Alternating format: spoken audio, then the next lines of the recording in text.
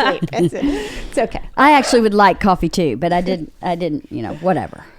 Well, then go make Fresh coffee? Yeah, Not yesterday's coffee. I started doing this because my friend Kathy does this. I didn't know you could actually reheat the day before's coffee. Just leave it in the pot all night, and then you pour it up and microwave it. I don't drink coffee, so I didn't realize. It's not good, but sometimes It's not desperate. Good. I just had don't have the time. Don't have the time. I didn't have time. Yeah, I didn't have time. And this damn coffee maker that I own, that Bert Kreischer gave me for a gift, is the biggest pain in the ass that has ever existed. Oh, so I was like, yesterday it was making this funny noise, so I know I have to. This coffee maker makes the best tasting coffee on the planet, according to Bert Kreischer and his research, and it is very expensive. However, did he try it? Or did he just read that it makes the best pot of coffee? I'm sure he just read it before he bought it. No, okay, here's what happened. Are we recording? Okay. Here's what happened. 2 Christmases ago, when we remodeled this house, I had a Ninja coffee maker. I loved it. I absolutely loved it. So when we remodeled the house, I packed it up because it's kind of big, and I just used like a single cup Keurig while we were remodeling. And then when I went to get my Ninja back out, it wouldn't work. So I called Ninja, and they were like, you're 2 weeks past your warranty. We can offer you 20% off a new one. And I was like, fuck that. I'm not doing that. 2 weeks. That's bullshit. I'm 2 weeks past my warranty. It's been in a box for 6 months. They would not budge. I was really angry. So I refused to buy one. So then Christmas comes around. This is like December 4th or something. So Christmas comes around, and Bert's like, what do you want for Christmas? I want a Ninja coffee maker. That's what I want. Ninja. I want a Ninja coffee maker. I loved it because it makes hot, cold coffee, hot coffee. You can make a cappuccino. You can make specialty coffee. You can make 1 cup. You can make a whole pot. You can make a half a carafe. It just was the best of everything, right? So I opened my coffee maker, and it is a Breville. And I'm like, what the fuck? I couldn't have been more clear. And he was like, no, this makes a better cup of coffee. Let me tell you something about this Breville. It is the biggest pain in the ass I've ever had. The coffee is really good. Okay. But it's just like a regular coffee maker, except it has a built-in grinder, which means probably every 2 to 3 pots, you have to fully disassemble the fucking thing and clean out the shaft that the grinded bullshit goes into. It's awful. I have to literally pull it out from the counter, take the lid off, turn a knob, unplug it, plug it back up so that it will open the chute so that I can stick a knife in the chute and dig out this encrusted coffee grains. Then I have to turn the knob back on the top, put the top back on, close the coffee filter door, then reopen it and start making the coffee every 2 to 3 pots. So like every 2 to 3 days, I have to do this. And sometimes I forget. So I'll push the start button, and the grinder starts going, and I'm like, fuck, it's 5:30 in the morning. Fuck me. I got to disassemble my goddamn coffee maker to make a pot of coffee. Makes me so angry. So I'm like fussing about this. 2 months into owning this coffee maker, I'm in the kitchen like stomping around, talking to myself, going, I hate this goddamn coffee maker. It's a piece of shit coffee maker. I asked for a Ninja. I wanted a Ninja. I got a Breville. And Bert's listening. He came out and he goes, I have to tell you, that really hurts my feelings. I put a lot of thought into buying this coffee maker for you, and this was your Christmas gift, and I was really improving on what you wanted, and it really hurts my feelings. And now I'm silently in my brain, I go, I'm fucking stuck with this goddamn coffee maker, because the minute I give it away, it's going to be like I've dug out his heart and stabbed it directly because of this stupid coffee maker. So every day I have so much hatred making my coffee. So I'm drinking a bitter cup of coffee as it is because I'm mad at it. So I want a Ninja. That's what I want. I loved it. So that's why I didn't make coffee today, because I couldn't deal with dealing with the chute. I was like, I got to go to the chiropractor. I'm going to be in traffic. I got to listen to this podcast that we're talking about today. I don't have time. Kathy always shows up with Starbucks anyway. And of course today she shows up with nothing, and I feel terrible. So do not feel terrible. And you know why? because Bert bought me a Breville. Yes. It's really all Bert's fault. It's 100%. I'll be mad at Bert for not having coffee. How's that? Does that make you feel better? Text him and go, you are an asshole. Would you please buy a ninja? Why the Breville? Why? Listen to your wife. She knows what she needs. Well, I was trying to improve upon what you wanted, but you're not listening to what I fucking wanted. This is Exactly. the problem that is with every marriage. You don't listen. You think you're improving and you're actually making it worse. That, and I think there's two different family cultures going on.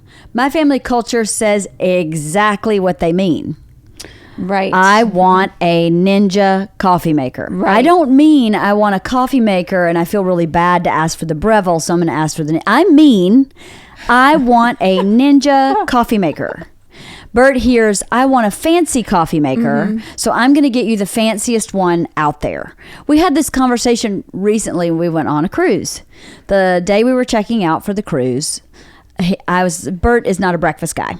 So, but I am. I get angry if I don't have like protein or eggs for breakfast. Yeah. By 10 o'clock, I'm a mess. So I'm like, I'm going to go downstairs and eat some breakfast. Would you like anything? And he said, no, I'm good. So I came back with nothing. And he was like, you didn't bring me anything? And I go, well, I asked you and you said, no, I'm good. And he's like, but that's not what I meant. I'm like, well, how am I supposed to know what you meant? What you said was, no, I'm good. And he, in that moment, went, I think I just figured something out about us. I said, okay, what is it? He was like, when you say no, I'm good, you mean no, I'm good, but I do it anyway.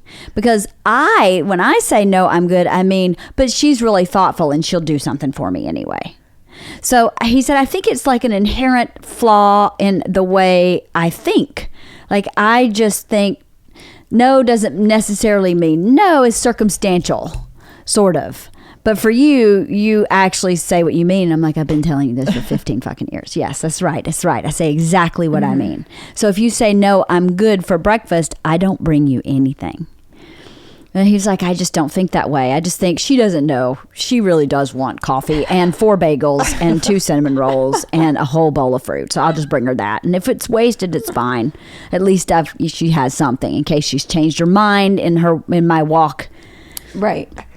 So I think that's what it was. I said, I want a ninja. And he said, I want to improve upon what you want because I love you and I feel like you deserve the best. Right. Yeah. Anyway, not what this podcast is about, but Apparently you should have higher standards. apparently I have my Lowland Scott standards are not high enough for him. So the three of us did a podcast, number 8, about sex. I listened to it again this morning and I have to say it was really good. I got a lot of responses that were really, really positive about that podcast. I think we talked about a lot of topics, not just sex. We talking about sex with our kids, about blowjobs, about frequency, a lot of statistics, about when people have sex, how they have sex. It was really informative. I thought it was a really great podcast. But for those of you who haven't listened to number 8, about sex, maybe push pause and go back to listen to number 8 and then come back. Because I did get one email. Actually, I didn't get this email. Bert got this email. So a fan of Bert's wrote an email to Bert about the three of us that I thought was really interesting. And I asked him if I could read it on the podcast and discuss it. And he said, absolutely. So I have his permission to read this aloud and discuss. You two have not heard it. And I just want to say my purpose is not to tear this guy apart because he does not think and believe the way that we do. It is to explore his point of view based on what he says and based on our conversation we had in the previous podcast about sex at this age, at this stage of life, libido, lack thereof, shifts and changes in sex drive throughout your years, because there's a lot of stuff in this that I think will push a button or two, and that's okay. We can push a button, but my intention is not for us to go, what a fucking asshole, this guy's an idiot and a jerk. I actually think this is a window into how a lot of guys really feel. because I read this to Bert after I told him I was going to have you guys back on, and Bert was like, I completely understand this guy. I totally get what he's saying. And I was like, I kind of thought you would. So I'm going to read the email, and just keep in mind, we're going to be kind. I know you will. Kind people to this fella who's also learning, hopefully, maybe from this podcast. From this one we're doing now, right. Maybe he can learn something different, and maybe we can too, because I looked at this and went, interesting. How do we have an effective conversation? How do we meet him where he is and understand where he is, right? Because we know how we feel. It's just like the gay guy that wrote the book about giving a blowjob. Yeah. How do I know how to pleasure a man? I'm not a man. Well, this guy is a man, and this is his perspective on what we said. And I think that is valid, even though I may not agree with it. You know what I mean? If we did that in politics more, maybe we wouldn't be so bad off. Anyway, here we go. You ready? I'm not going to say his name. We're ready. Hey, Bert. Watched your wife's podcast with her two friends, Kenmore and Frigidaire. Holy hell, was it depressing, especially for men in their 40s. The ice-cold sexlessness of her two friends made my mouth drop. Now, I just listened to it again. I didn't hear ice-cold sexlessness, but that's what he heard, right? Kenmore and Frigidaire both openly despise blowjobs. Yes, I think we were very clear on that. They openly despise doggy style. I don't know that it was super openly despising, but they both agreed that these things made them feel demeaned and degraded. It's so sad to see. This is, please give this guy a minute. Two broken down refrigerators have no passion to repair themselves. And to know they are serving repressed ice to their husbands, friends, and siblings. Pretty harsh, that one. Ooh. I think he's angry. Mm-hmm. It was fascinating to listen through the keyhole of this conversation. I respect their courage to express their thoughts so candidly. But I don't have respect for how they justify their frigidness. Their kids' homework? Yeah, they both put someone else's responsibilities as their excuse for not wanting sex. If this can be an excuse for them, everything is an excuse for them to avoid sex with their husbands. Hearing them talk about how messy sex was such a turnoff. I hate to say this. Their husbands have to be getting some on the side. They would have to. Having sex with an ice bucket is not, in our 40s is not, wait, somehow I lost it. Pleasurable. These men are most likely melting in the arms of other women. Your wife seems to have a healthy and positive view of sex, which is very commendable considering her relationship with her mother. Do you ever worry that these types of passionless sticklers for sex will unconsciously influence your wife to become a lovemaking dud? The bigger picture to all of this, I feel, is that most American women really have no desire to accept and understand male sexuality. This is the part I was really interested in. In our teens, it was ew. In our 20s, it was gross. In our 30s, it was disgusting. In our 40s, it is ignored. The healthiest relationship I had in terms of sexual solace and gratification were when I lived in Japan. The average Japanese woman has a much better understanding of human sexuality. What makes them so unique is that Japanese women's ability to simply have sex and not use it as any kind of manipulative ploy. Japanese women are capable of separating sexuality and love. You can argue with them and still have sex at the end of the day. Finding this gem of behavior is almost impossible in the average American woman. American middle-aged women see sex as a chore, whereas Asian women see it as an exercise. Keep podcasting. Keep telling your truth. I appreciate all the free content. That's to Bert. That's not to me. Regards, Iron Fist. His name is Iron Fist. Okay. So, Frigidaire. Kenmore, tell me.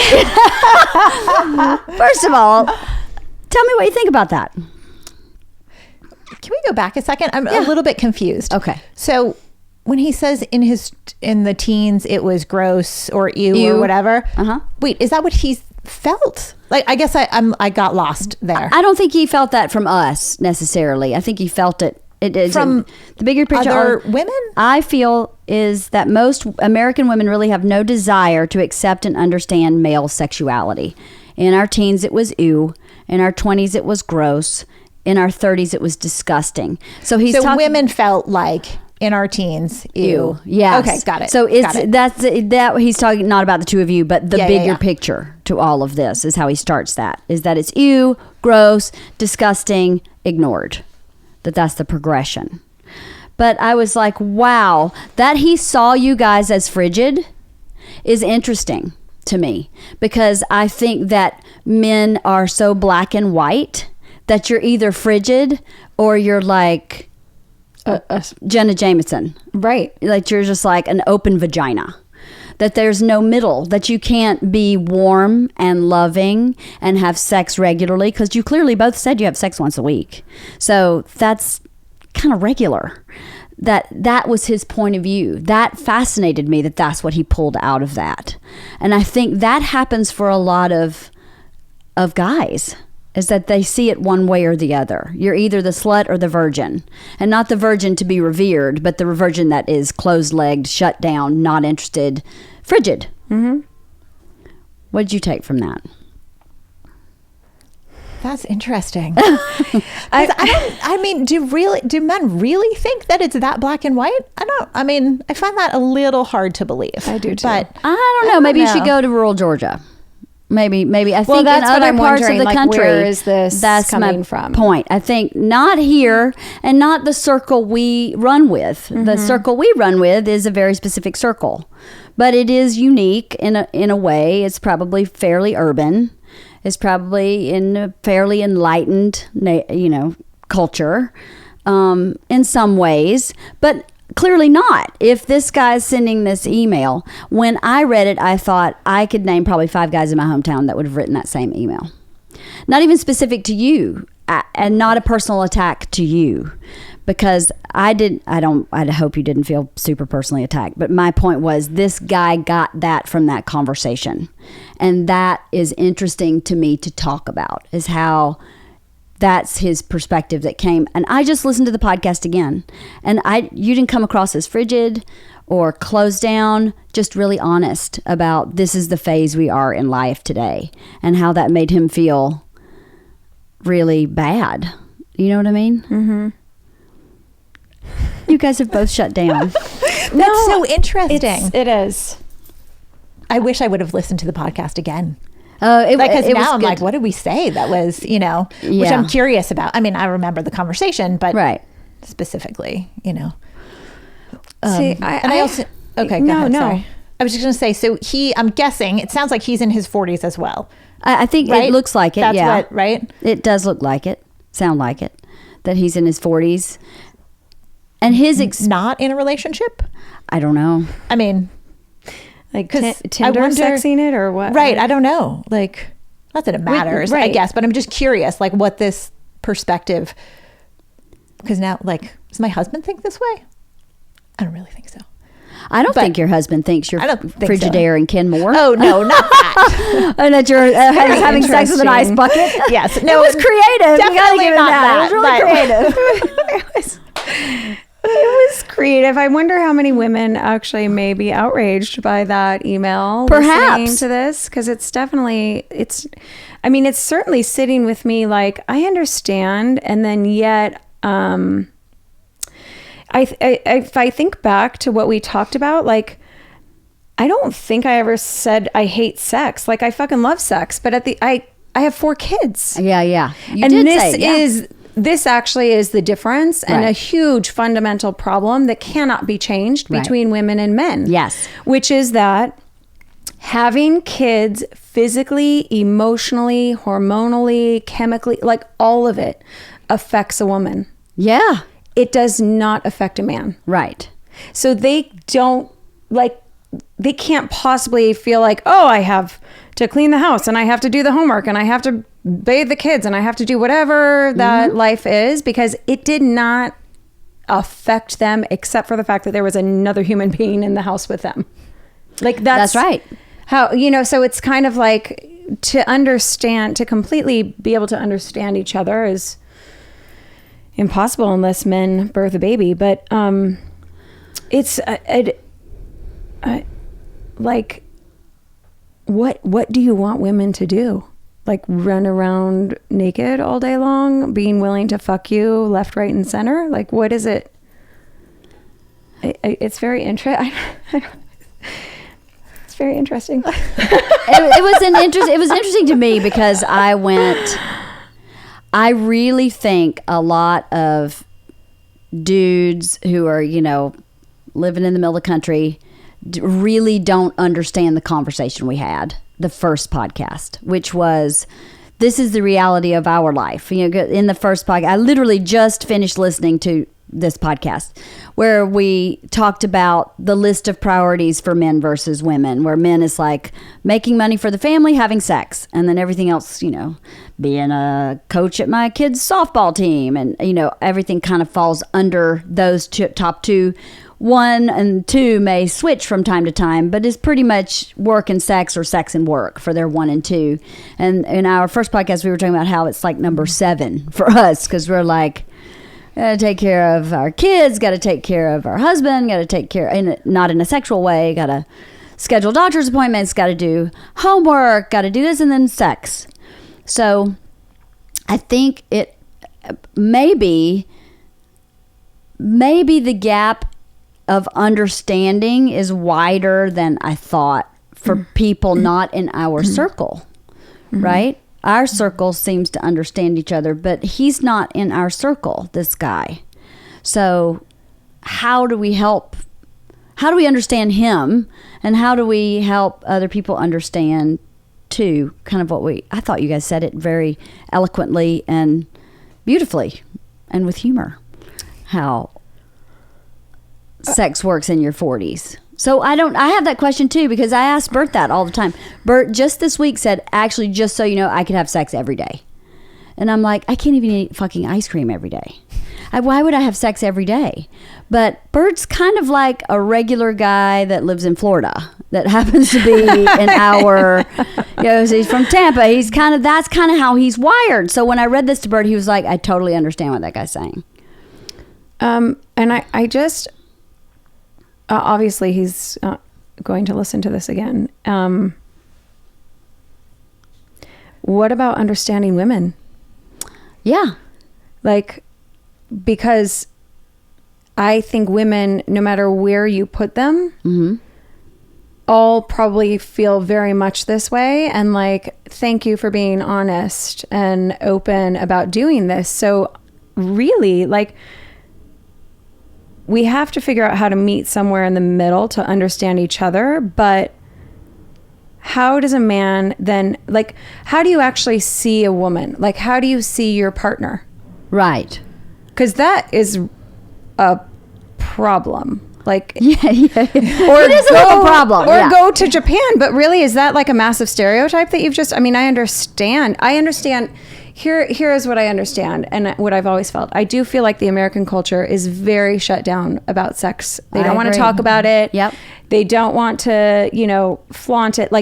They don't want to have anything that is sexually appealing. And, to the point of the girls can't wear a tank top in school because it is going to distract the boys. Right. So, hello, man, here. Right. Your species has created this You mean Iron ban. Fist? Yes. Yeah. This ban for girls to not be sexual because they cannot show their bodies because you boys can't control your bodies. So it is actually our fault from a very early age. Interesting. So how do you come together to actually see both sides? I hear him and I understand, and I actually feel like it makes me really sad that you, Iron Fist, that you have kind of labeled Kathy and I as that, because that's so far from who I believe myself to be. And that tells me you are not capable of seeing the opposite sex. Right. Who they are. But I think this guy is a voice of many guys. Which is a problem many guys need to see. A problem that's why I wanted to talk about it. Many it wasn't, and I'm sorry if you guys felt like you were, called a name or singled out, but I did that for that reason. So because I think a lot of men are like that, feel that way, feel like, well, she's frigid, she's wrong, she's the one with the problem, she's the one that's not doing it right, she's the one that should be making the changes, she's the one that should be having sex as an exercise and not as a chore, which, by the way, I don't like exercise either. Neither do I. So I don't know if changing the label changes anything about that perspective, but why is it our fault? That's the conversation I want to have, not directed at this guy, right, in the abstract, right? Like if this guy is delivering this message, and he gave it to Bert, he didn't even give it to me. He just didn't realize that I read Bert's emails that come through his website. So he emailed this to Bert. I'm sure he thought he was being like, what's fascinating about that too is this is a guy thinking he's talking to a guy, not realizing that a girl is going to read it. Mm-hmm. And it's about me and my friends and my podcast and its content, right? So would he have sent that email to me? No. And why? Why not? And why not? This is the problem. Exactly. This is why I wanted to have this discussion. All of these things is because this is a problem. If the men, if men like Iron Fist are not talking about this, if they're doing the yuck, just grab her pussy when she's not looking, Donald Trump bullshit, men to men locker room talk all the time, how do they ever expect to figure out the opposite sex? You know? If they just how are you in a relationship? Like, it seems so unhealthy. Yeah. Like, are there really that many people in that unhealthy of a relationship? Or are there people not in a relationship and this is why? Maybe. Because they can't see women as an inherently different creature. Like couldn't be more different, women and men, in biologically, right? I feel like you're both stumped. No. I am stumped. I'm really, really trying to wrap my head around finding somebody that I know that has a similar thought process, and I'm struggling to do that. Even in my backwoods family, I really don't believe the closest thing actually could possibly be my younger brother. But I know guys like this. I know a lot of guys like this. They don't live in LA. Right. No, we're definitely in a bubble here. Yes. Yeah. But for sure. We're in a bubble. But the people that listen to this are not in a bubble. They're all over. So I'm thinking about when we're in our teens, it's gross, and that, and so on and so forth. And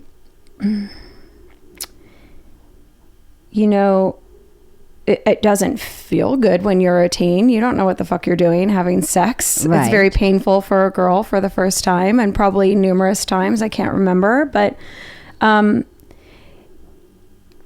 it just is so funny because honestly,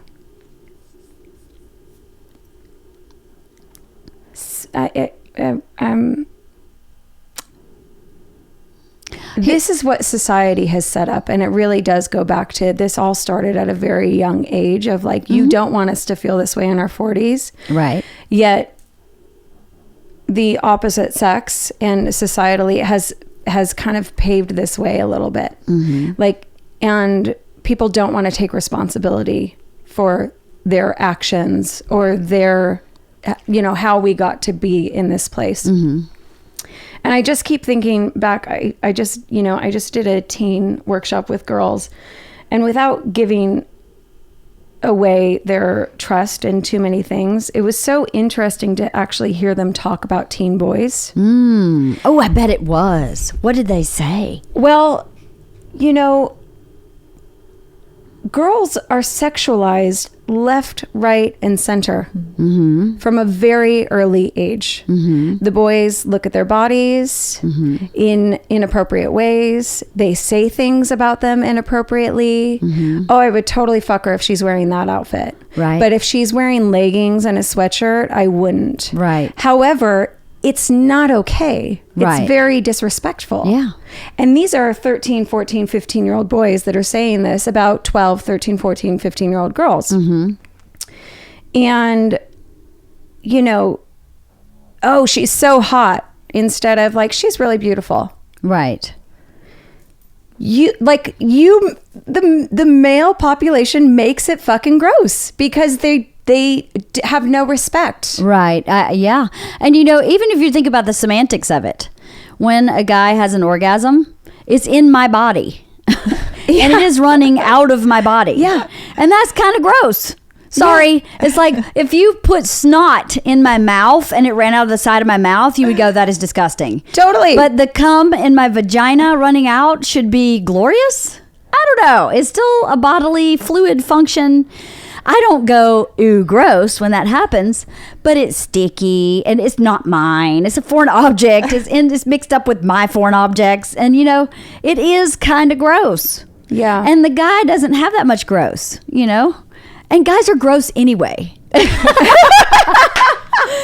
that a stereotype? I mean, come on. They like playing in the mud, right? So, you know. Right. Little dipstick, little sticky on the dipstick is kind of the norm for guys. I'm joking, clearly. Yeah. But I see what you're saying in that, you know, as you were saying that, I was thinking about, I did a podcast with Bert with Wheeler Walker Jr. For Bert's podcast. Wheeler Walker is a country western star, and his country western songs are kind of satirically sexual. And he was telling me how women try to pick him up now is they just text him pictures of their vagina. And I lost my fucking mind on that podcast. I was like, you're kidding me, right? And he says, no, if there's a girl that wants to get backstage, she will take a picture of her vagina and text it to me. And I was like, what is the state of this world that a young girl thinks that is her ticket in? Here's my vagina. Here's what you're going to get. Yes, that's what the males have set up. But that's it. Is it entirely though? Because if the male set it up, we're complying with it. We're following it. We're playing the game. So if we're going to ask people to take responsibility, then we all have to take responsibility. That young lady should not be taking a picture of her pussy and sending it to anybody for any reason ever. No, that's her responsibility. Yes, absolutely. So as much as, and Wheeler Walker didn't set that up. He wasn't the guy that went, text me a picture of your pussy and you get backstage. He didn't do that. She did that. Right. She was trying to do whatever. She was using sex to get what she wanted. From a man's point of view. And from her point of view. If I show him my vagina, I will get backstage. Well, that's a terrible tariff system or whatever. Monetary. That's terrible. I was appalled when he told me that. I really couldn't believe it happened. He was like, oh, 2 or 3. Does he let him backstage? No, I don't think so. He has a girlfriend. And he's not soliciting it. So right. No, but that's interesting. That kind of goes along with what this guy is saying. Like, you are either open and you're like wanting sex or you're not. Right. Like it's that dichotomy that he's talking about. That is what he's talking about. Clearly is more present than I certainly realized. It was, I kind of knew that. I totally know this guy. 100% know Iron Fist. Although not personally, I know who this guy is. And I functioned in this world, I think, when I was a teenager, of guys that were like this guy. Like, I don't get why you don't want it. I don't get it. And I'm kind of a little bit married to that guy. I don't get why you don't want it. I want it all the time, every day. Why don't you? And the imbalance of libido is natural, right? I don't know if it's a libido issue though. I mean, if I think about it and I break it down, I'm not sure that it's that, or whether it's just like, do you see me as anything other than a sex machine? Like, do you like see that there are eyes that come with the vagina? You know what I mean? Like, I think that really, because sex is fun. When you get into the act of sex, it is fun and it is good. But I really feel like there's a massive gap of like actually seeing the opposite sex for them. I agree 100%. Like, if you see me and you like have a conversation with me and we can like, we're gonna have sex because I just felt like I'm actually seen or I'm being talked to, and it's not just for the act of you wanting my vagina, right? Because guess what? Everybody wants a piece of me, so this is my problem, right? Like they're not seeing that there's any depth to me other than you can give me what I need, right? I think that's where he's coming from a little bit, if I understand him correctly. I think he's coming from a place of, I don't understand why you can't just do that. So then that means he doesn't understand why you can't just do that. Like, he doesn't understand why women don't work the way men work, and why. And if you think about it, if this is his perspective, this is another thing I was interested in. We talked about this, the three of us, on the first podcast.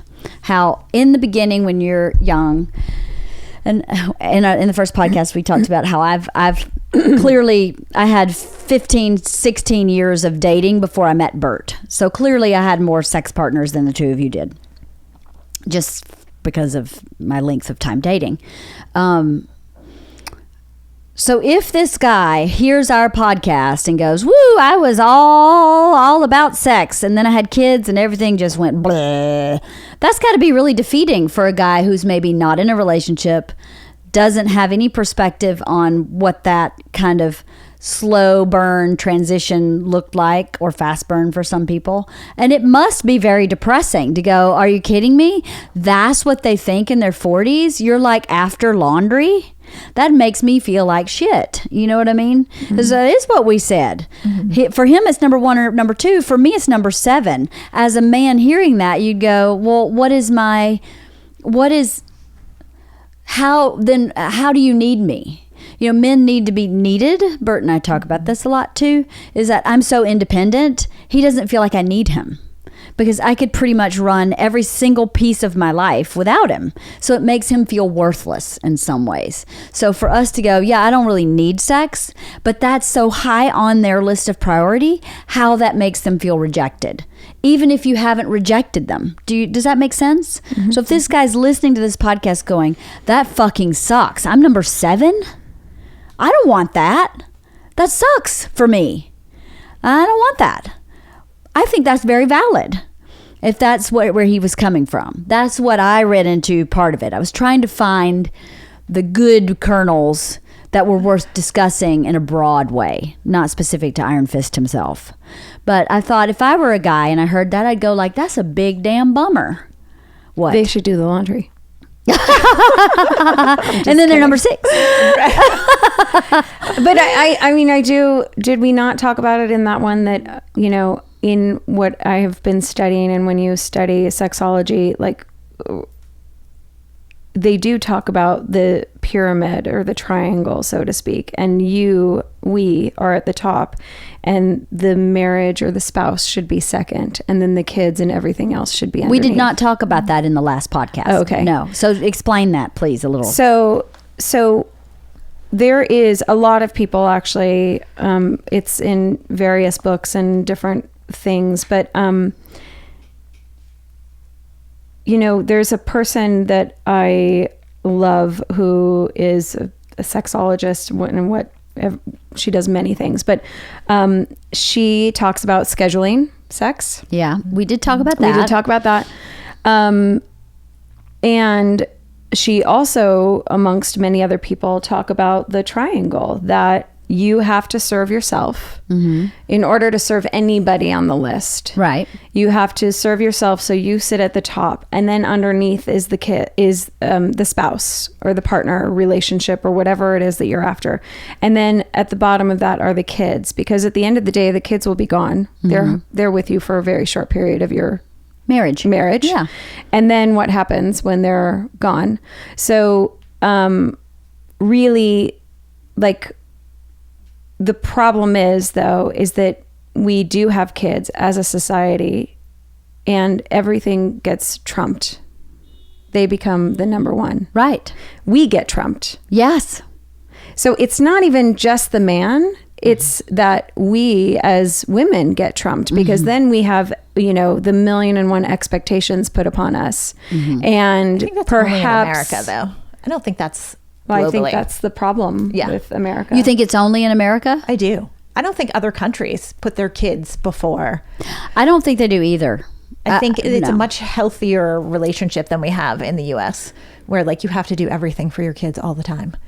Right. Which is really quite terrible for your children. But in other cultures, it's not like that. No, it's Kids not. They're far more independent at a younger age. We are not those helicopter parents. Like that doesn't exist in other parts of the world. So, and there's some that is Asian a cultures where they have, mistresses. It's open, where the man is married to a woman and she runs the family, has the kids, but she's not there for pleasuring him.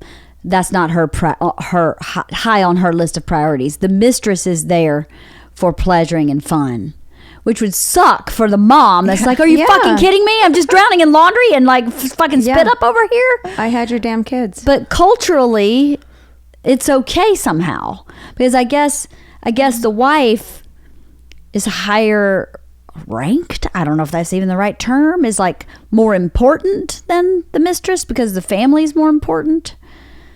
I don't know. But obviously I'm not very worldly. I have been pretty much to the United States and to London and recently to Ensenada, Mexico on a Carnival cruise. But yeah, I don't know much about global cultures, but I read that not in a triangle format, but I read a long time ago your spouse should always come before your children. Yeah. Because you and your spouse are a team. And the team has to be maintained so the kids can be healthy. So if we take that triangle and apply it to what we said in the last podcast, sex is number 7. We are not taking care of our spouse. No. So that is something that culturally we can change on this podcast. But culturally should shift, really. If you think, if we're both self and then spouse, then we're both taken care of, right? Right. So if you're taking care of yourself, and Steven's taking care of himself, and Bill's taking care of himself, and Bert's taking care of himself, and number 2 is me or you, then everybody's taken care of. And that includes Bill saying, hey baby, how about some sex? And you saying, I'm so tired tonight, and that being okay. Right. Yes, exactly. But subconsciously or psychically or whatever, if he's number 7 all the time, that does suck. But I do feel like, yes, absolutely. I do feel like, though, if that is being heard and that is a mutual, like, hey, how about some sex? And then I'm like, you know what? I really can't tonight. And he respects that, then it's like, oh, okay. I feel like he's respected me and heard what I need. Right. And he's not putting himself before what I need, or he's respecting that. Then like, I'm totally going to be willing to do the sex. Right. And because I'm being seen and heard. Right. Right. It's a problem on both female and male sides that we are creating a very selfish society, I think, and especially with technology, that it's like me, right? Nobody else. I agree. And that is what happens, and that's why sex becomes number 7 after, But from what you described, what you just said doesn't fit what you said before that, which no, is, it doesn't. We which put is kids a pyramid, before absolutely. ourselves before. So then that's not selfish. That's the opposite of selfish, unless the kids somehow reflect upon you in some kind of, I'm not saying you personally, right. If your kids reflect upon if they're the top of the pyramid and then you're second, if the kids reflect upon you in some great light, maybe, but that's not healthy either. So really, if we get back to the rebalancing of self first, then spouse, then kids, how would your life shift so that would happen?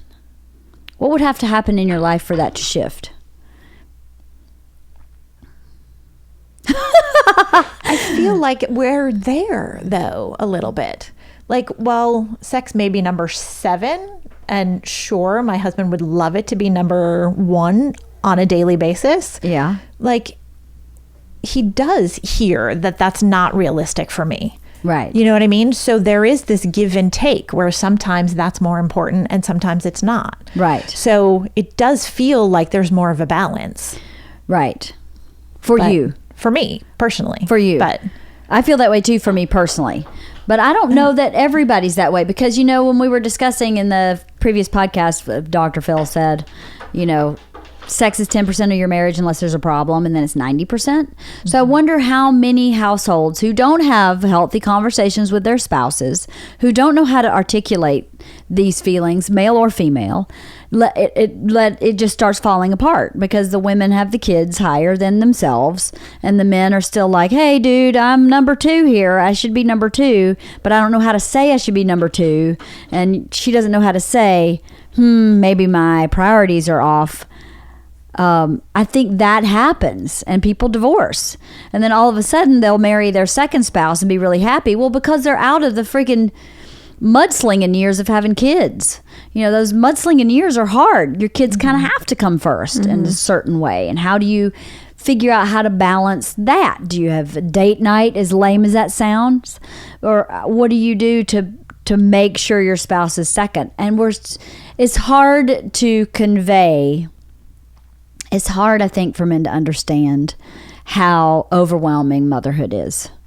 Motherhood is an overhaul of everything inside your body and outside. And you're right, men don't have anything that happens to them hormonally or otherwise in the course of their life. It may emotionally overhaul them that they're so in love with their kids or whatever, but what happens inside a woman's body is insanity.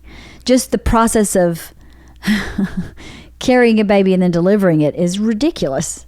So, you know, I was talking about, I guess I was on my depression one, I don't remember, where I was saying, or maybe it was you, how do I relate to being a black person in America? I'm never going to be black, ever. So how do I have this I mean, I think I'm a compassionate person, but just in theory, how do you truly understand their path? You cannot, because you will never be black. So it's kind of the same with men. How can you understand how they feel when I get an email like this? Because I don't have his juices running through my body. How can we ever presume? And vice versa. How could he ever presume to know what it's like to be a woman, to carry a baby to term, deliver it, and now be fully responsible for it? He could never understand that. So how do we get people to have better conversations? Or how do people have better conversations? that is a good question. I know, because I feel like that would solve so many things if people were more genuine and open and could have these conversations. Yeah. You know, you said it before, like politics. I think a lot could be solved if people could hear the other side. Could hear the other side. I do not. And genuinely hear. And Yeah, genuinely like for hear. real. Right. Yeah. Because like I don't have to agree, but like Exactly. I can hear what he has to say. And, I- and then yeah. and have a conversation and move on, or like how do you do that? And try to learn. Yeah. Here's the thing. If we today learn one thing from what this guy said, which I, by the way, don't agree with him, I think he missed a lot in that podcast. I don't know if he got reactionary and got angry and stopped really listening. I don't know if he projected what's going on in his own life into what we were saying. I don't like that he called you names. I don't like the way he delivered it. I understand that he wasn't delivering it to me. It was like picking up someone's diary and reading it and going, oh, we should discuss this diary. But so it's not that's entirely fair. not okay. It's not okay. And I don't want anybody to think my speech at the beginning saying we're not going to rip this guy apart and make him a bad guy means that I think what he did was okay. My point of view was to learn something from this guy who sent this email, felt very strongly about the things that he said, right? Enough to sit down and send an email to somebody about it. Then he's just a representation of, I'm sure, many other men that live here. So having conversations about stuff we don't like or agree with, I think is really important to learning. How big of a factor do you think porn is for the male brain? Halston just asked, how big of a factor do you think porn is for the male brain? Oh, I think it actually is a massive problem, because that is what then they play it up to be something that it's not. That porn is not how sex goes down. So this boys have at a very young age have a really warped idea of what it's supposed to look like, and it's not really that. It's a problem. I agree with you, Bert. Well, if that's where they're getting their information, if that's their only source, Right. if they're not being taught that like this is something for something, it serves a purpose, but that is not the reality of how Right. life really works. How chicks are. Right. Chicks aren't like that. You don't just walk up in the woods and find a naked chick. Right. Like, woohoo! Everything's Do wet it. and ready. That's not how it works. And stick your dick right in. I Yeah, can't no, it wait to takes have time. that thing. Yeah. So 2 stories about Bert Kreischer, which everybody I'm sure will love. He has this joke, I don't think he's told it a long time, that they don't make porn for him anymore because they don't make MILF porn. Has muffin top, will travel. I'm like, he's like, because when I masturbate, I think about you and your body, and you do not exist in the world of porn. Like a mom's who just got home from pickup and dropped the groceries and is just ready to go. He's like, it doesn't exist in the world of porn. So he's like, I don't get as much pleasure from watching porn as I did before we got married, because it was something totally different. Like you said, it was a totally different purpose. And then he and I wrote a script yesterday, day before yesterday. 12 hours we were in the man cave writing. And as soon as I was like, that's great, let's put a pin in it, go to bed. And he's like, blowjob? And I went, I'm sorry, what makes you think that I just spent 12 hours writing? And I go, God, I can't wait to suck a dick. I can't fucking wait. He was like, well, that's how I feel. I can't wait to get my dick sucked. I just get something really amazing. I just wrote a TV show. I should get my dick sucked. And I was like, yeah, but your wife is not going, boy, you know what would really make this day awesome? To give you a blowjob. No. I said, you know what would make this day awesome? If you could just let me go to sleep. And he was like, fuck. You mean we can't celebrate it all? I'm like, okay, we can have a quickie, but no part of this is like that for me. Yeah. But that was our humorous negotiation. I really want you to suck my dick. I really don't want to suck my dick. Okay, I don't get anything. Okay, I'll give you something. But it's not going to be I'm super connected. We're definitely having orgasms, Right. everybody. It's going to be like, woohoo! Yeah. Let's plant the seed of... We finished 12 hours. We accomplished something, and we're celebrating physically, because I know that he needs, this is something we talked about briefly too, he needs a physical connection. I don't need that. But I know he needs that. I know he needs to stick his dick in something after he's done something monumental. Run a marathon, he wants to have sex.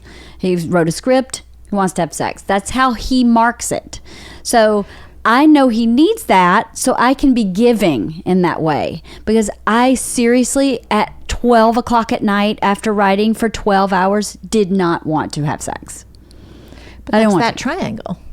Yes. Like where that person comes second, the relationship comes second. Exactly. And sometimes your needs are not the most important. Right. Like Sometimes you give a little bit for someone else because that's what makes the relationship work. Right. And I think that concept is really hard in #MeToo. I think that concept is really, really misunderstood, because it's okay for a man to have a sex drive and an appetite. It's okay for a man to look at a girl and want her, even if it's inappropriately in his own imagination. To vilify a man's sexual quirks and eccentricities that aren't acted upon, that are fantasy driven, is bad, just as bad as it is for a guy not to be able to control himself because a girl wears a midriff t-shirt in science class. It's just not okay. And part of the hashtag Me Too that really bothers me is the vilification of men, because they're not villains and they're not wrong to want women, number one or number two, over a job. That's not wrong or bad. It's the ability to negotiate yourself, male and female, to be able to go, I'm going to be giving now, and say, I'm not in the mood for sex, but I want to give to you. And I end up having fun and enjoying it in the middle of it. You know, that's the thing. I'm not like, oh, fuck, just get this over with. By the time we get it started, I'm like totally into it. I'm really present in there. So I think that is a hard thing that people don't talk about much, is finding that balance. I had this woman that kind of adopted me when I was in my early 20s. I kind of called her my aunt, and she said something to me once that made me really angry. But as I've gotten older, I understand it differently. She said, the way to make you happy is to make your husband happy, because then he will make you happy. And I went, that is the most subservient. That is the most bullshit thing I've ever heard. But as I've been married longer, I understand it differently. It doesn't mean that I'm subservient. It means that I'm giving. And giving is a choice. It's a choice I make. Tonight, I'm just too tired, and I'm making the choice not to give. But tonight, I feel triumphant too. We wrote a script too. I would celebrate it with a piece of chocolate. However, I get that this is what you need, and I want to give that to you.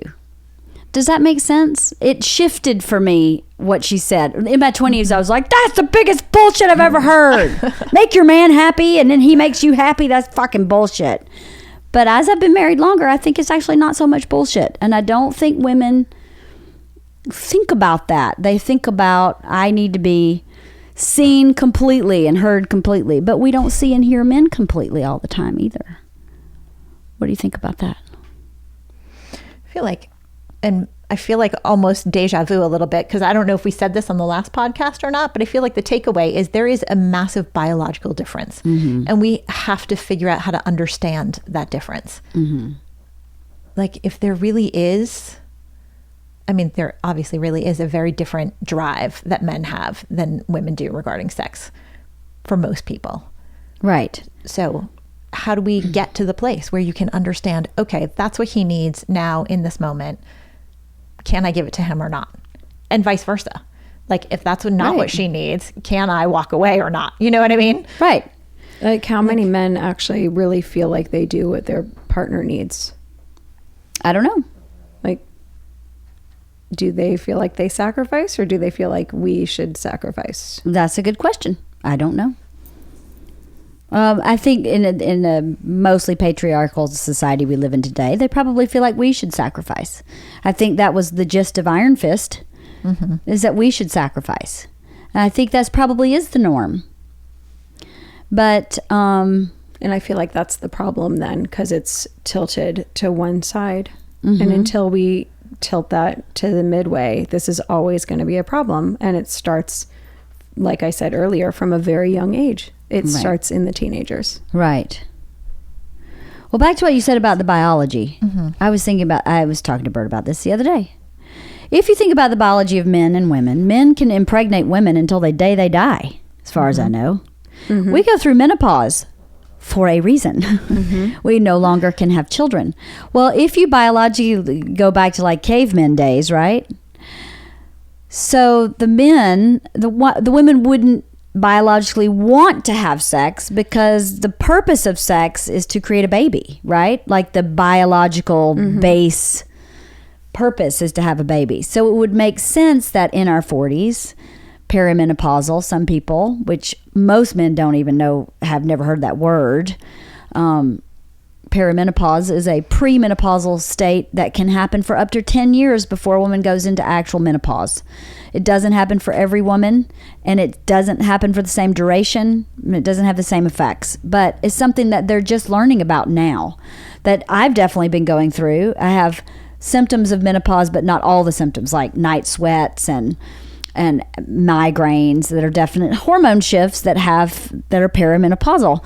But it makes sense biologically that women would have less sex drive at this age because we're like, I can't make babies anymore. Not in a frontal lobe place, but in a base, the bottom of your brain. Or even hormonally. Yeah. You know, like there's a natural hormonal drive, I think, that I feel like based on where I am in my cycle. Like there's certain points where you can get pregnant and you're like, yeah, let's go. I'm ready. You're right. You know what I mean? Yeah. Because your body is like, this is the time you're supposed to be having sex because you're going to get pregnant. Right. So I think as you go into menopause, that hormone changes. You don't have that as much. So there is a biological component to it that is out of your control. That, and there's one of the side effects of menopause, as I understand it. I need to do a podcast on menopause because I'm kind of scared of it. Is that you become vaginally dry. Well, I'm sorry. It's hard to have sex without lubrication. Yeah. So that's your body. I mean, they have medication now for women that are like medically dry. Well, that's not a woman being frigid. No, she's not a broke down refrigerator ice bucket because she can't get wet. It's because hormonally she can't get wet. So that's another piece. What man knows that? What man's mom goes, let me tell you what's going on for me in menopause, son. I got no lubrication. That doesn't happen. So part of the responsibility, I guess, of wives maybe is to educate their husbands about what's happening in their body, because I guarantee you most of the moms I grew up with did not talk to their husband about what was going on in their body during this age and the next decade in your 50s where it really rubber hits the road. So you look really mad, Sam. Sam's mad at Iron Fist. I'm not mad at him because I understand what he's saying. What I'm mad about is there are certain points in it, and this really, like, that sounds like a very aggressive male. Yes.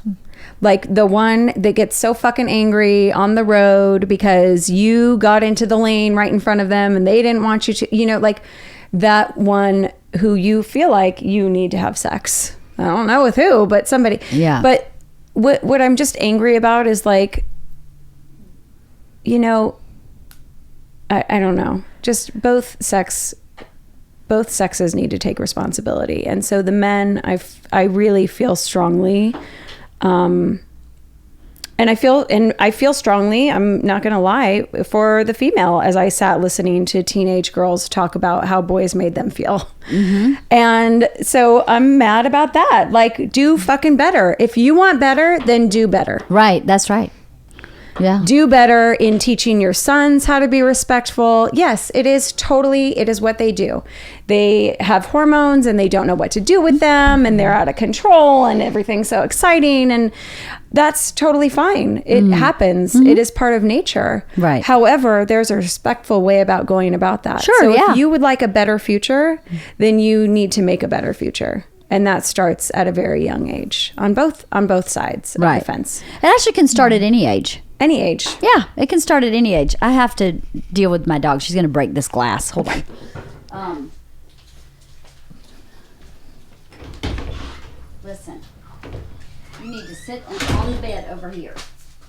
Here, lay down. Nope, lay down. Right there. Stay. No, lay down. Good girl. That's a good girl. Good girl. Good girl. Stay. Good girl. Now, if men would only act like that, that'd be awesome, right? Good girl, baby. And I just feel like that email is just, it's taking it to a different level of like attacking, which is not necessary. Like, have an open conversation. Right. Because if you're attacking somebody that way, who the fuck is going to want to have sex with you? Right. But I think that's how a lot of men communicate. Not in LA. Well, but remember, he's also communicating with another guy. Yes. Like he didn't exactly. open the conversation with the woman. He didn't, like we would never ever have known about it, except, you know what I mean? Right. So yeah, it's very interesting that, I mean, clearly he's open to having this read, so that's something. Yeah. But his choice was not to go to the source. Right. It's not hard to find out how to find you. You know what I mean? He could easily have sent this to you, but chose not to. Chose to like circumvent the female altogether. Mm-hmm. Which is that was a problem. choice. You're right. Yeah, but I wonder, would it have been different had he gone directly to, you know what I mean? Like, is this part of the yuck boy language, or is this, you know what I mean? Like, is he saying this because he never thought females or us would hear it? I don't know. He should come on the podcast. He could. No, but you know what is, I like where you're going here, because I think, to play devil's advocate a little bit, guys, it's a hard place, I think, to be a guy today. I don't think they know what to do. I think they don't know. I'm talking in complete generalities. Mm-hmm. What's appropriate and what's not. Do I hold the door? Do I not hold the door? Do I tell her she looks pretty, or do I tell her she looks hot? And not hot like I want to fuck you hot, but I think you look hot. What do I do? I'm going to get in trouble for everything. Bert and I talk about this a lot. He's like, I don't even want to have a female comic as an opening act, because I'm afraid I'm going to do something that will offend her, that really will be completely not conscious. I don't even know why. I don't even know why she would be offended. I'm not a woman, but I try to be conscientious. I try to be considerate. But what if I say something that's offensive that I don't know is offensive? And now I'm in all this big trouble. I'd rather just not hire her. I'd rather just have a guy open for me. So then you go, okay, well, that's not helping, but I actually don't blame you. Mm-hmm. Like, I can't say that's a bad line of thinking.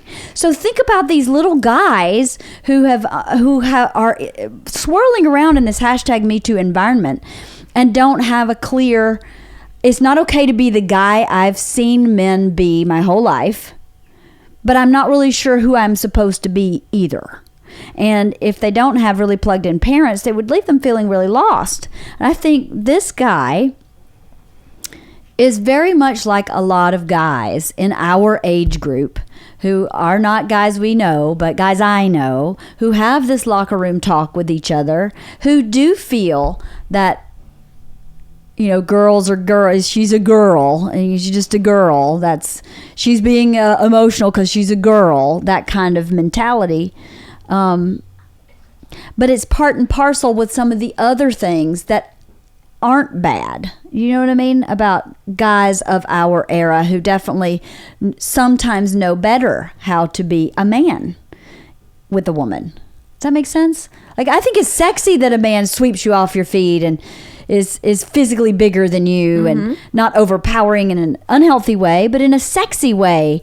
And if a guy is looking at a girl and going, I don't really know if I can do that, because I don't know how you're going to take that, what's the guy supposed to do? Do you know what I mean? Yeah. I think it's a horrible place to be a man. I would hate to be a man right now, because I think it is massively confusing. I don't think this guy, Iron Fist, is confused about his feelings at all. I'm not talking about him specifically. I'm talking about in general. What is this? How does this guy make that change? Like, how does he shift that gear into not thinking of women the way he has to this point and now thinking about them differently? Is it even possible for that guy to make that change? And if it's not possible, here's another example. Okay, here's another thing I'm talking about. My grandfather used the N-word. My grandfather employed blacks in his sawmill, but they were definitely subservient to him. No one in any kind of managerial position. Actually, I think he was the only manager. It was not a huge place. But I definitely grew up knowing that he cared for everybody who worked for him, that he took care of them in every way, give them rides home, give them money, advances on pay, help their families if someone was sick, was a giving person, was not a mean person. But he definitely felt like they were less than, right? am I not supposed to love my grandfather because he had those pieces that I don't agree with? I have a hard time reconciling stuff like that, where I go, I think he was an amazing man within the context of who he was and the culture he grew up in. He grew up way before the civil rights movement, way when everything was segregated. So to ask him to make this a massive shift to being this fully open liberal person is not possible. But to ask him to make the shift to stop using the N-word, totally did. To stop treating people like they were less than, totally did. To stop certain parts of those negative behaviors, he was able to do. To be able to accept him where he was. Does that make sense?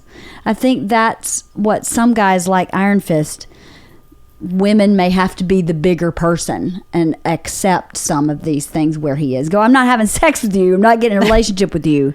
But I'm also not going to make you feel like you are the worst person on this planet because you are not as enlightened or you don't understand things the way that I've had the opportunity to. And I think that's how the cultural shift starts, right? Like your grandfather is not going to make that change over the course of his 90 years or whatever. Right. Because so much happened. Yeah. Right. But he made progress. Yes, he right. did. So that progress then trickles down to the kids who start at that place. Right. And then move on. This, I think, is a very similar kind of thing. Right. Like that whole locker room talk. My husband still says shit like that. Yeah. You know what I mean? Like, does he ever say that to women outside? Like, of course not. No. But there is that culture that he was brought up with. Yes.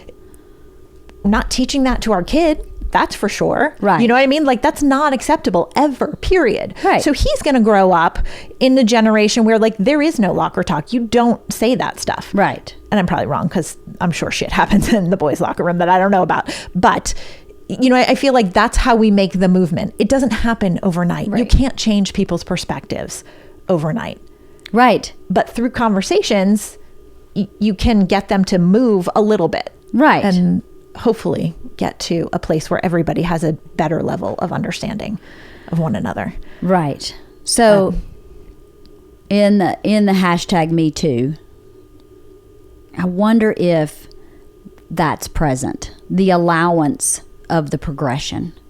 Instead of being, we've got to be right here, right now, everybody. I think it's black and white. I don't think I think it is too. Yeah. And I think that is setting up for failure. Yes. Well, it's just as bad. It is just as bad. Like nothing is black and white. You can't, there has to be some sort of middle ground. There has to be some level of understanding from all sides of everything. Right. Which is, I don't want to have sex, but you do. So tonight we're going to do that. That's a middle ground. Next time you ask and I don't want to have sex, you say, no problem. We'll do it another night. That's a middle ground. Right. And saying to my pop, I love him for all that he is, even though I know these things about you that I don't agree with, is a middle ground. Mm-hmm. So, right. What's our middle ground with Iron Fist? I would just really hope that he can just kind of come to the center. It sounds like he saw us on one side and he's far away on this side. Right. And there's no in between for him. Like there's no understanding at all. Right. What happens with the female. Right. Well, you females are like this, but if you go to Japan, those females are like this. Right. Like, so he would have to come to the middle. And I don't know that I don't know. I could be wrong. Maybe he does have a great relationship and he has a great understanding with his spouse. I don't know. But now what's our coming to the middle? Well, I think it's what you said. I mean, I think for me, I could speak for me personally in knowing that I gave myself for a long time to my kids. Like I had a kid, that's what I was supposed to do. I lost my identity and just dove completely in. Mm-hmm. And now I'm really trying to figure out myself and who I am and like getting myself to a place of feeling like I'm fulfilling my needs and desires or what I want to be doing with my life. And then I feel like when I am feeling like I'm taken care of, then I can go and I can take care of my spouse. But I've been taking care of everybody except for me. Right.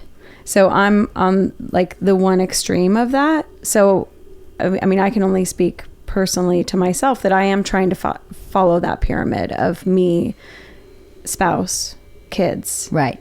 And how all of that looks. You're in a process of realignment. I am. I'm in a big process of realignment. I think I'm in a process of realignment too. I think mine started with Jair's podcast, and I started realigning my priorities and putting myself back on top.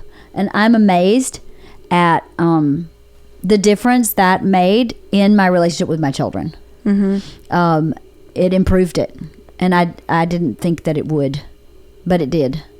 And I hadn't really thought of it in terms of the pyramid, not that specifically. I thought of it in terms of, hold on, I've only got a few years left with my kids here. I better like start looking at my relationship in a different way.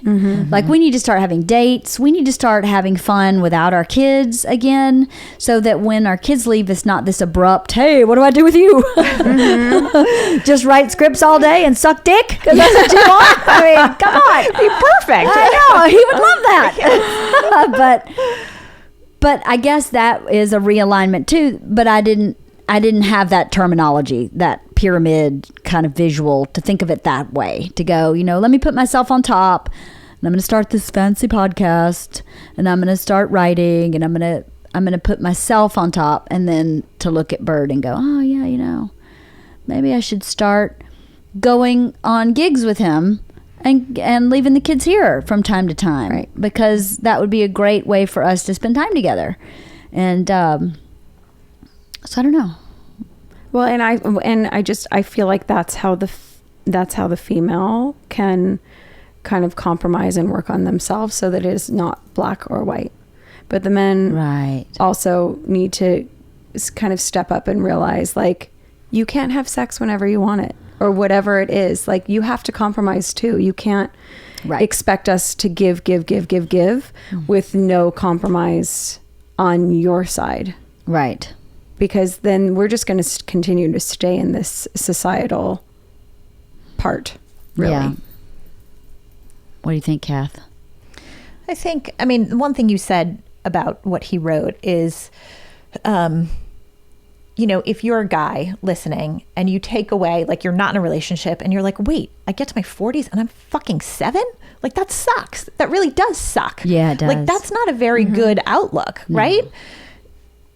So that, like, it's unfortunate that that's what he took away. Yeah. That was the only piece, because I don't really feel like we were saying that. Yes, sex is number 7 very often on my list. However, it's not that negative. Right. It's really not. Like, sex itself is not negative. Like, none of that. So, like, it's unfortunate that was the only piece that was heard.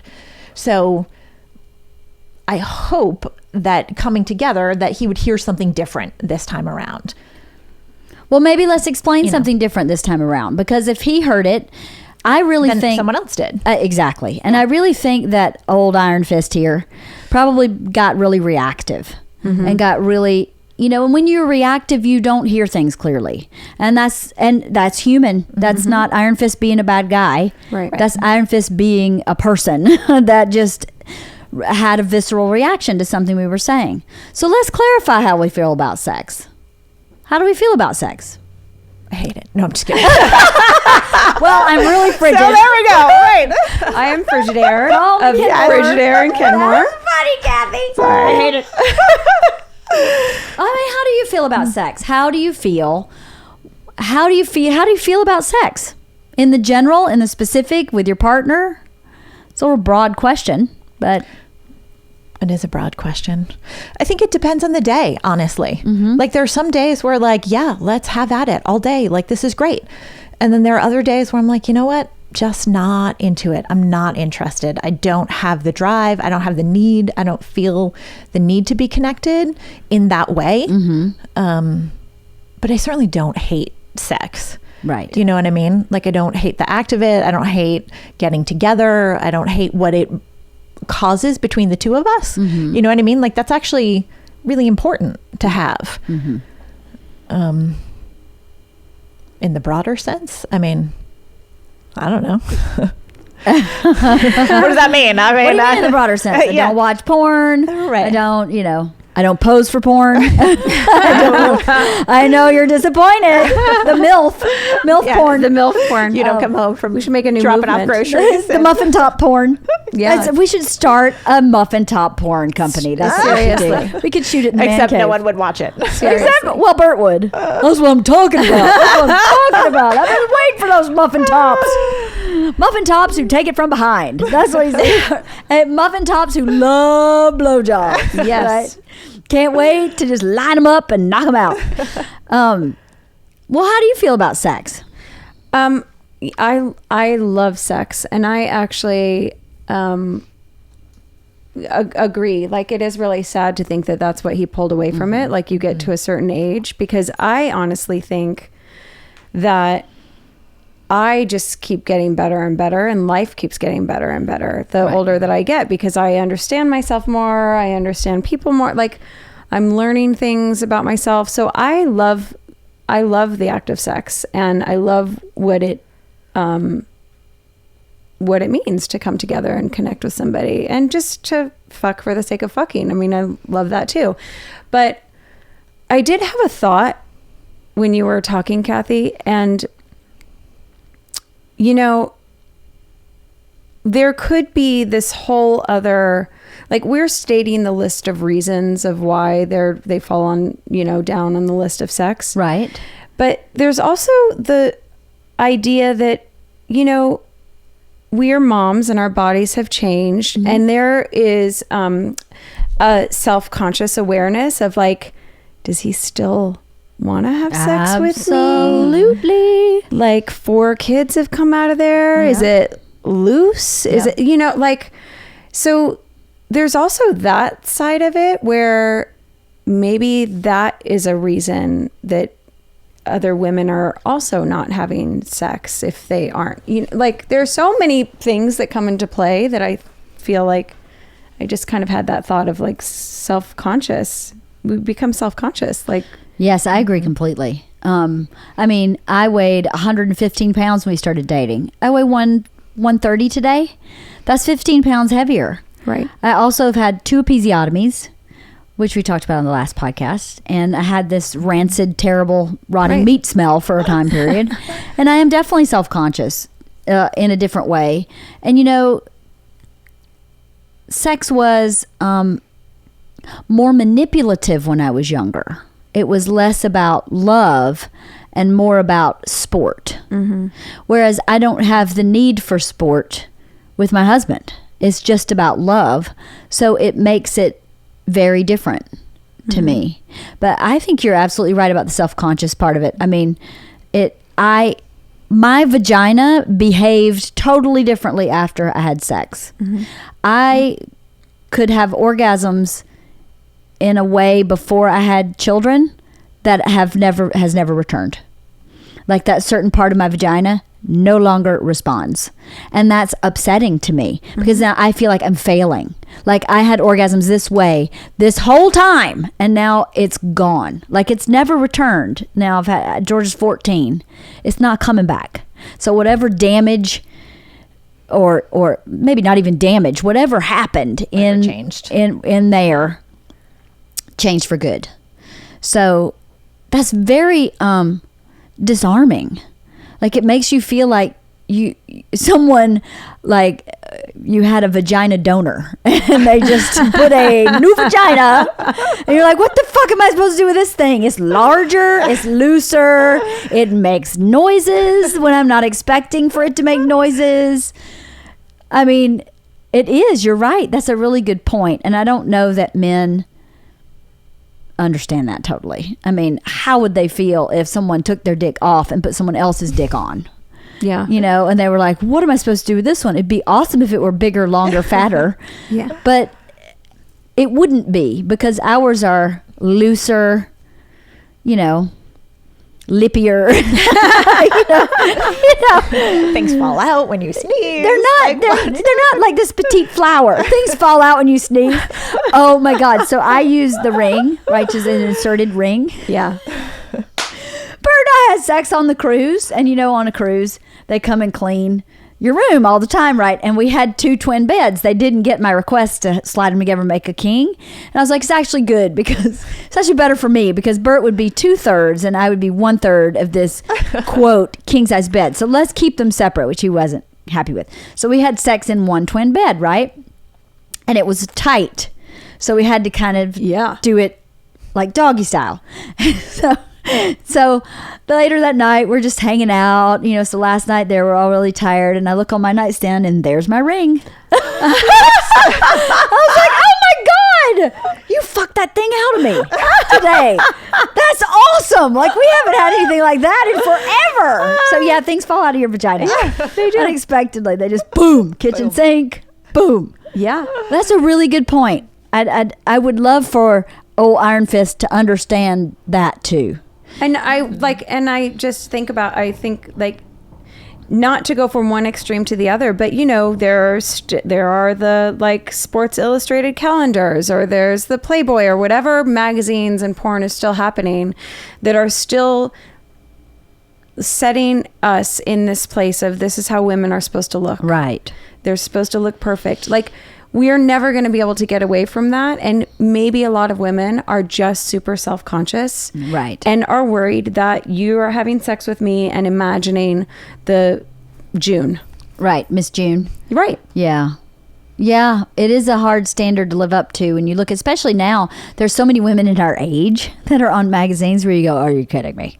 Yeah. How are you that skinny? You clearly eat 1 piece of celery a day. Right. And work out the other 8 hours. Yeah, that's right. You're perfect. Yeah. There's no way. I mean, Kathy has that problem clearly. But but you're right. I think that self-conscious piece is not to be ignored. Not to be ignored. There are so many elements. Yeah. Complicated issue, Mr. Iron Fist. It's just not about fucking and sucking. Apparently it should be, though. Yeah, apparently it should be. But so then that's how, that could be a way of coming to meet in the middle ground of, Of being more tender. Yeah, and being aware of we are an emotional creature, but actually there are men that are incredibly emotional too. I'm married and we're to very one. much right. We're very much labeled as the masculine is only this way, and the women and the feminine are only this way, and that's not actually true, because there are lots of women who just want to fuck to fuck. 100%. Yeah. So, and men who want to connect before doing that. But yes, it's very true. So it's not a black and white issue. Well, I like sex. I think sex is fun. I don't want to have sex every day like my husband does. I don't want to, for many, many reasons. I think I'd be sore. I think it would hurt if you did that every day. I mean, I guess you'd develop calluses. Internal callus. I don't know, but I think it's like if you ate ice cream every day, it would stop being interesting. Mm-hmm. It would stop being good. I think there should be some element of not regulation. That sounds really boring, but some element of specialness to it. Not that it has to be special every time, but just not that it's perfunctory. Right. It's every day you brush your teeth, every day you have sex. I don't believe that's the way it should be. And I do believe in being very giving to my partner, because my partner is very giving to me. So I'm lucky in that. I'm not sure everybody could probably say that about their partners, especially, people listening that maybe aren't in happy marriage. Mm-hmm. Sex is normal and natural and fun and ebbs and flows. And I actually was talking to my therapist about this yesterday because I knew this was coming. And I was kind of asking her a few questions about sex. And she was like, once a week is really healthy. But I tell people in marriage counseling, sex is something you have to work at. Don't go under the illusion that it's something that just works all the time for the 50 years of your marriage. It doesn't. Mm-hmm. So you have to, there are times when it's working really great, and there's times where you're not on the same page. And that is completely normal. As long as you're talking about it and working on it, you're healthy. So everything takes work. Getting better at your job takes work. Getting better as a parent and as a spouse. So don't expect it to be like it was when you were dating, because that's not possible. It's not possible for it to stay that way, because you're changing as people within the context of the couple and as an individual. So she was like, once a week, super healthy. If it once a month, I would be concerned. That's not enough. It really should be part of your marriage, is what she'd said to me. So I thought that was pretty cool too. You should be working on it. It's something you always have to work on in some capacity. Then my question to the men would be, is that something that they realize that it's something that you have to work on? Like, when you're wanting sex every day, are you wanting it like how it was when we were in the beginning of our relationship? Mm-hmm. Like, it's going to be wild and spontaneous and crazy, or do you actually realize that it has to change? Because I think women realize that, and I think men, I mean, I don't want to like box them in, but I'm not sure that they realize that they're wanting sex and they just want sex, and they're not realizing that like it's an evolution. That it's an evolution. Not that it's a stopping. Right. But that it's an evolution. Right? Yeah. And if you think about your relationship and the length of time, we've all been in our relationship, it means something different than it meant in the beginning. So to want that instead of just the sex, to want that different meaning, and how you can say, we've written this story together for so long that's the piece that is a turn on. You know, not the fact that I see your ass in a thong, but the piece that we've been doing this for a long time, and how much we love each other, and that's an expression of that, and let that be, not every time, but, you know, sometimes you just fuck a ring out of your wife on a Carnival cruise. And the maid sets it on the I know, side she set it on the side table. I was literally like, oh my God, she picked up my ring. Oh my God, I was so embarrassed. I was like, I hope she doesn't know what that is. I'm sure she's seen worse. I was just thinking that. Can you imagine? They've had to have seen Like, everything. Right? worse. Yeah. On the floating sizzler. Probably like condoms, You fit used right in. condoms. I did fit right in at the floating I mean, sizzler. In that instance, maybe. Yes, I was like, this is my roots. Definitely where from which I came. This boat, I could definitely see my relatives everywhere in this boat. Well, thank you for hearing that email. It wasn't super nice, but it wasn't really written to you. Right. It was written to Bert. But I thought it was important for us to discuss some of the stuff he brought up in that email, and to read it so that other people can hear that that's how people talk, you know, to each other. So thanks for being big people and not being like, what a fucking dick. That guy's a goddamn dick, you know.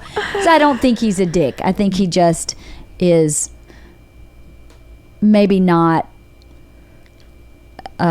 hearing everything we're saying. He's hearing the pieces that hit him personally, and not hearing the whole thing. Does that make sense? Yeah. Anything you would like to say? Anything you'd like to say to old Iron Fist? Or in general, to wrap up our podcast? I mean, thank you, Iron Fist, for sending in this email, and I would just be curious to hear his response. Like, if Yeah, he me too, learned actually. and what Yeah. he has learned from this, and, you know, because I want to have that open dialogue. I want to better understand, Me too. because I just think it makes the world a much better place if we can try to understand the best we can. So that email did not feel good, and inside I was yeah. like, this is not a nice situation. Right. And, you know, whether it's man talk or not, it's still something that you thought and you put it on paper. So that doesn't feel good. It is kind of insulting, but I appreciate the opportunity to talk about it. Well, and I think it's good maybe for guys like Iron Fist to know how that makes you feel. Yeah. And to hear me read it to you, broke down Frigidaire, Kenmore, it's pretty not nice. So, and I know he didn't write it for you. That wasn't my point, to make him look not nice. My point was to say, this is how people talk to people, and it makes people feel bad. You Well, know? and he wrote it, so he thought it. yeah, It's how he totally. feels. Yeah, it is. It is. Whether written to us or to a man, it's how he feels. Yeah, it is how he feels. Because Yeah. those are the words that he chose. Yeah, but by hearing it, maybe that is the first step. Exactly. And hearing, okay, so we've heard you. Yeah. Can you now take a moment to hear what we said too? yeah. Right. Like, Exactly. someone has to make the first step. So he put it out there. Let's listen. Let's talk about it. And growth is not ever pain-free. Right. Right. It's not ever. So I inflicted a little pain on you today so that hopefully we and people listening could maybe grow. But I think you guys did a great job.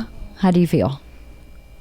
Good. Thanks. Good. Okay. Well, thanks for listening. Thanks, Iron Fist, for giving us the opportunity to have this discussion. Because like you said, that's the first step Yeah. in change, is to be able to talk about things that we don't agree with or don't make us comfortable, or to try and learn. Yeah. My whole point is to learn. So thank you, ladies, for being so gracious. I appreciate it. Thank you. Thanks. Till next time.